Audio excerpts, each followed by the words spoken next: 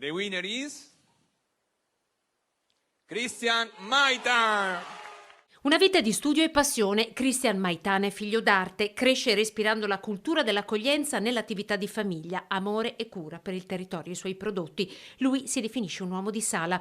È il miglior sommelier del Veneto nel 2018. 5 anni dopo guadagna il titolo di miglior sommelier d'Italia. Passo dopo passo ho incontrato quelli che sono state delle figure per me fondamentali a livello formativo, proprio a livello di sommelierie. Ho fatto il mio percorso AIS di 3 livelli, quindi mi sono diplomato sommelier nel 2017 e nel 2018 sono diventato un miglior sommelier del Veneto. Poi un'altra piccola soddisfazione, sono stato miglior sommelier del Cornigliano Valdobbiadene. Il titolo arriva dopo anni faticosi, formazione continua. Christian Maitan ha avuto la meglio su 9 professionisti provenienti da tutta Italia.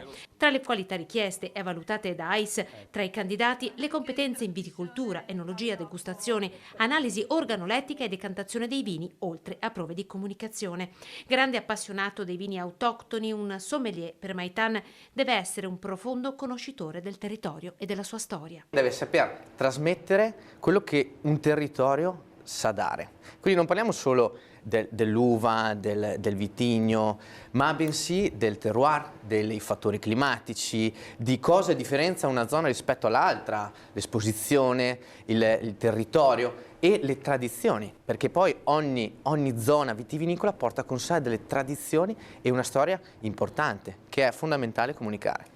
È stato tra gli ospiti invitati dal sindaco Paola Roma alla festa organizzata dal comune per i neo diciottenni. Perché dai loro esempi potessero proprio trovare quella strada per dire ci sono sì delle difficoltà, però ho un esempio davanti del mio territorio che mi dimostra che ci sono ma posso anche superarle, e in quella serata Christian ha proprio parlato della sua esperienza a loro, ricordando cosa significhi effettivamente anche partire da un'azienda di famiglia.